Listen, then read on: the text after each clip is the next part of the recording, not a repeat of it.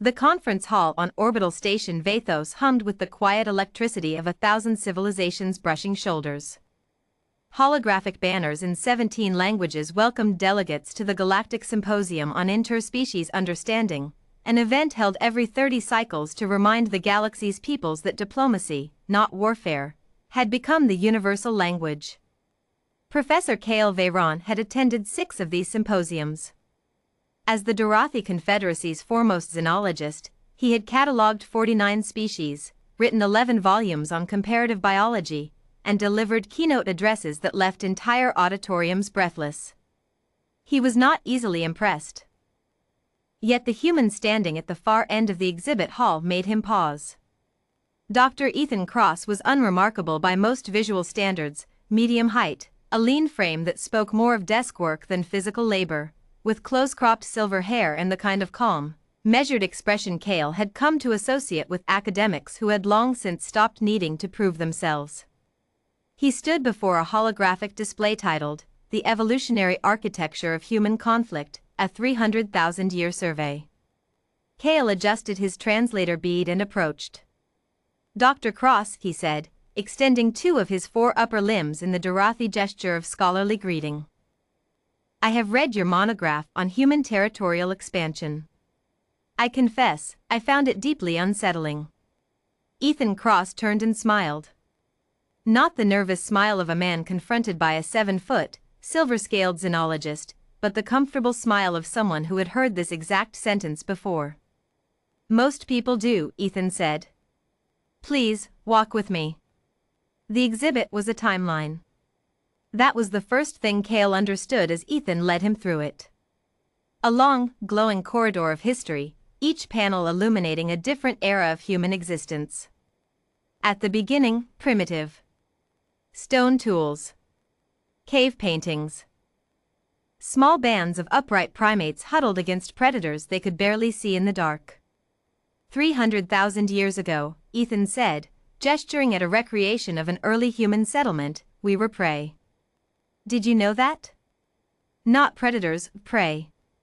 Lions ate us. Wolves hunted us. Even large birds of prey would take human children. Cale studied the image carefully. The creatures depicted were small, unarmored, slow by galactic standards. No natural venom. No exoskeleton.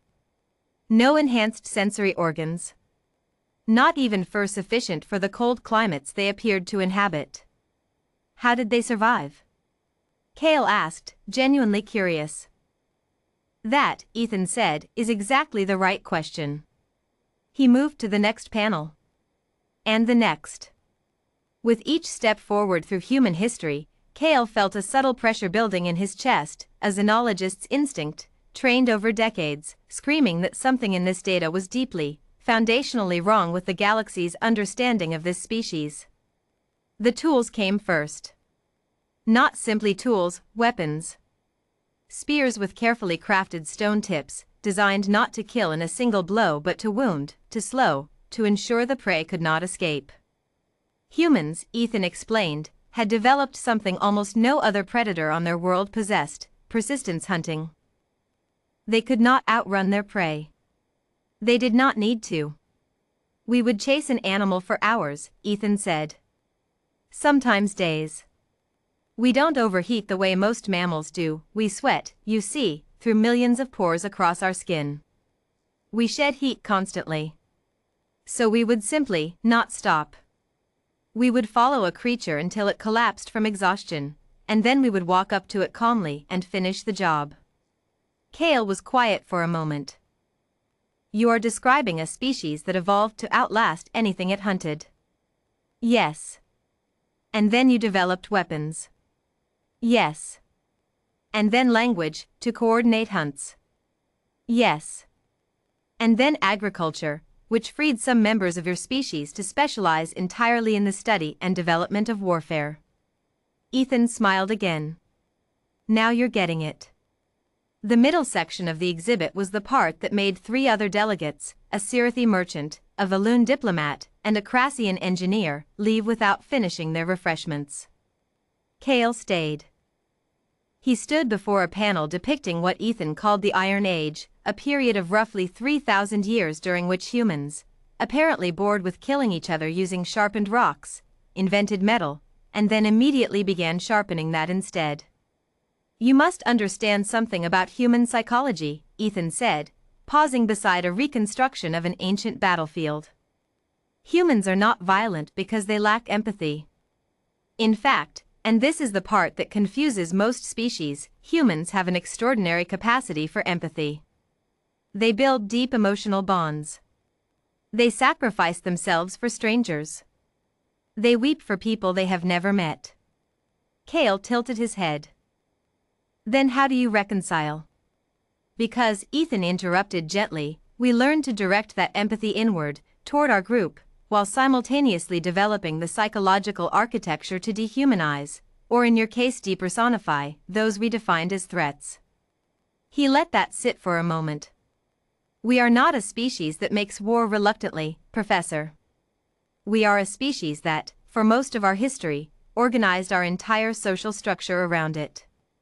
Armies, navies, castles, fortifications, supply chains, strategy, logistics. We invented mathematics, in part, to better aim projectiles.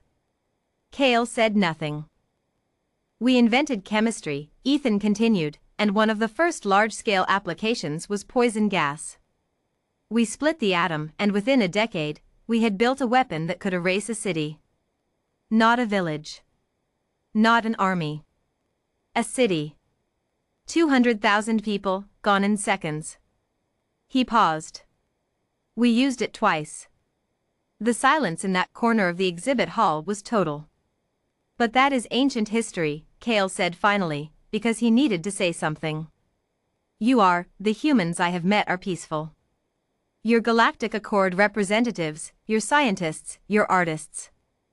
Are peaceful, Ethan agreed. Because we chose to be. Because enough of us, after enough centuries of bloodshed, decided that the machinery of war could be turned toward other purposes. He gestured at the final panel in the exhibit, not a battlefield, but a photograph of Earth from space, blue and white and impossibly fragile looking. We didn't evolve past our nature, Professor. We leashed it. There's a difference. Cale stared at the photograph for a long time. In his 6 symposiums and 49 catalogued species, he had never encountered a civilization that described its own peace as an act of restraint rather than achievement. What scares you? Cale asked. It was not a xenologist's question. It was a personal one. Ethan looked at him sideways. Honestly? Yes. That something out there will give us a reason to stop restraining it. He clasped his hands behind his back and studied the image of Earth with the expression of a man who loved something deeply and was not entirely sure it deserved it. Every human alive today carries 300,000 years of warfare in their genome. The instincts are still there. The pattern recognition for threat assessment. The capacity to suppress empathy under sufficient stress. The ability to organize, to adapt, to innovate specifically when under attack. We get better under pressure. We solve problems fastest when we're desperate. He glanced at Cale. Do you know what humans call that? No. Thriving. That evening, Cale sat alone in his quarters on the station's residential ring, his notes spread across the desk in a way that made no coherent pattern, because the data itself refused to form one. In 49 species catalogued, he had found warriors. He had found conquerors. He had found civilizations that had burned themselves nearly to extinction through internal conflict. But he had never found a species that had looked into the abyss of its own violence, catalogued it with academic precision, built museums dedicated to it, taught it to their children as history and not shame, and then turned to the galaxy and said, calmly, we come in peace. As if that was a choice they were making. Actively. Every day. He opened a new document and began to type his report to the Dorothy Xenological Institute. He wrote for 3 hours.